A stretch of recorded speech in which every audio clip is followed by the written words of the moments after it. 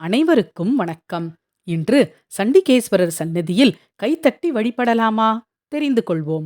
சண்டேசரை தண்டி என்றும் இவர் பஞ்சகவ்யத்தால் இறைவனுக்கு அபிஷேகம் செய்தார் என்றும் திருமந்திரத்தில் போற்றுகிறார் திருமூலர். மூத்த பிள்ளையார் விநாயகர், இளைய பிள்ளையார் முருகன், காழிப்பிள்ளையார் சம்பந்தர் என்பது போல் சண்டேசரை செய்ஞூர் பிள்ளையார் என்று போற்றுவர். எல்லா சிவாலயங்களிலும் சண்டேசருக்கான தனி சந்நிதி இருக்கும். இது வடக்கு பிரகாரத்தில் மூலவர் கருவறைக்கு வெளிப்புறம் அபிஷேக தீர்த்தம் விழும் கோமுகிக்கு அருகில் அமைக்கப்பட்டிருக்கும். சிவாலய மூர்த்திகளில் ஸ்ரீ தட்சிணாமூர்த்தி, ஸ்ரீ நடராஜர் மற்றும் சண்டேசர் ஆகியோர் தெற்கு நோக்கி வீற்றிருப்பார்கள். ஸ்ரீ சண்டேசர் எப்போதும் தியானத்தில் இருப்பார். சிவ வழிபாட்டின் போது பெறும் பூமாலை, பரிவட்டம் முதலிய சிவ நிர்மாலய சிவபெருமானுக்கு அணிவித்த பொருட்களை சண்டேசர் சன்னதியில் சேர்த்து சிவதரிசன பலனை தர வேண்டும் என்று அவரை பிரார்த்தித்து அங்கு தரப்படும் திருநீற்றை அணிய வேண்டும் என்பது சமய நூல்களின் விதி.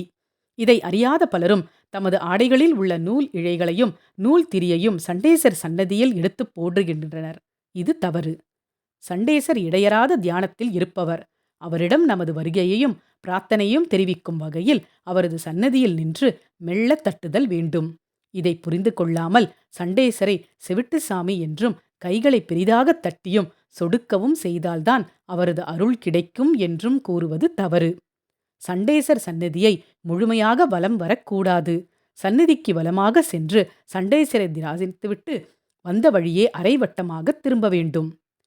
பக்தர்களுக்கு அனுமதி அளித்து அவர்களை கோவிலுக்குள் அனுப்பும் அதிகாரம் உடையவர் நந்திதேவர். அதுபோல் சிவ புண்ணிய பலனை பக்தர்களுக்கு அளிக்கும் அதிகாரம் சண்டேசருக்கு உரியது. சிலர் சண்டேசர் சந்நிதி இடுக்கில் உள்ளது, சென்று தரிசிக்க சிரமமாக உள்ளது என்று அவரை தரிசிக்காமலேயே கோவிலை வலம் வருவர். இவரை அவசியம் வழிபட வேண்டும்.